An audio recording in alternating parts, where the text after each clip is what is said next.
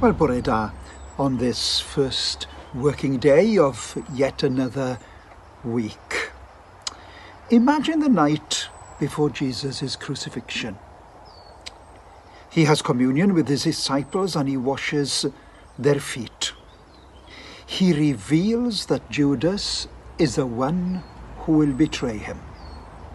He tells the disciples that he is leaving and they can't come.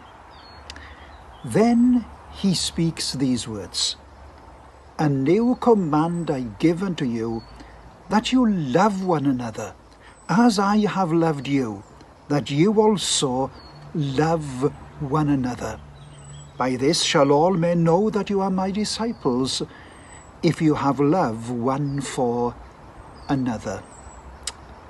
By virtue of the fact that this would be in part his final words to his disciples, they had to be very important. And notice that he said to them, rather that what he said to them was in form of a command and not a suggestion. He didn't say, "I should suggest that you love one another," but a new commandment I'm giving to you. I'm not sure that you've read, or I'm sure rather that you've read and heard this passage many times. But in reality, most of us think that this is something we can't actually do. It's a goal that we may strive to reach with gritted teeth, but usually with little success. It begs the question, would Jesus give his disciples a command if he knew that they couldn't keep it? And of course the answer is obvious, it's no. So why is it so hard for us today to love other people? Could it be simply this: we can't give what we don't have? You see, the majority of churches are teaching that God's love for us is conditional. They are misrepresenting his love. And it is one of the main reasons that we as Christians are so judgmental and harsh towards other people. Consciously or not, we tend to treat people the way we believe God is treating us. We must understand that God does not love us because we are lovely. He does not love us because we read our Bibles, because we go to church, pay our tithes, or do our best to keep the command to love others as he loved us. The truth is this: he loves us without any strings attached. And that's huge. And that's difficult for us very often to understand. Sometimes we as preachers preach messages on prayer and evangelism and so on, and do so in a way that sometimes leave people think that they need to pay God back for saving them. And by praying a lot and leading others to Jesus, somehow we're paying for our salvation and God's love. Yes, prayer is good and evangelism is fulfilling the great commandment. But listen, God just loves us. God's purpose for creating human beings was all about relationship. But religion has succeeded at turning us from human beings to human doings.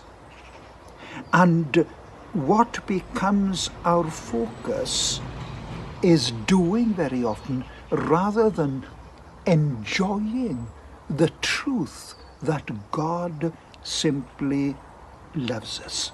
Romans 5:8 says that God demonstrated his own love to us in that while we were still sinners, Christ died for us.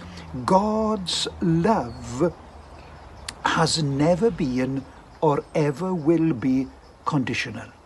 He loved me at my worst. And you see, once we're saved, religion says that we must live holy lives, and there must be evidence of this before God can continue to love us. Yes, we strive to live holy lives, but God's love for us is not dependent on anything that we do. You see, as long as we believe God is judging us according to our performance, we will never fully receive his love. Love is a decision, and God decided to love you and me although we didn't deserve it. There's nothing you can do to earn it or deserve it. Just receive it as a free gift. Be blessed this morning as you listen to this old song that we used to sing as children. God bless you. Oil.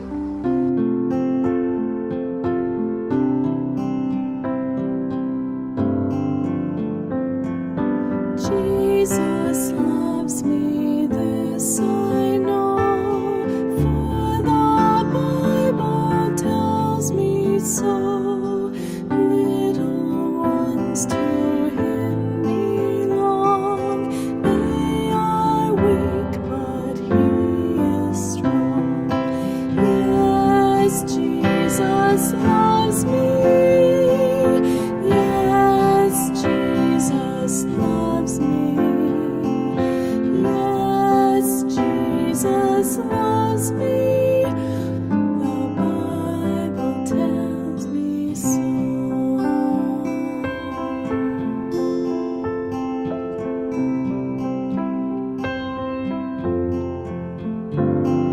Jesus loves me, he who died, heaven's gate to open wide.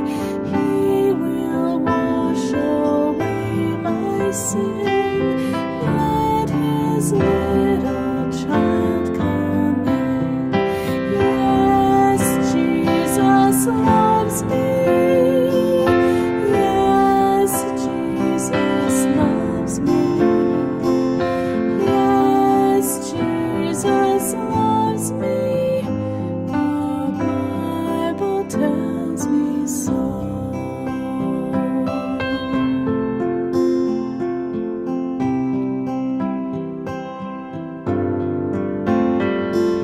Jesus loves me,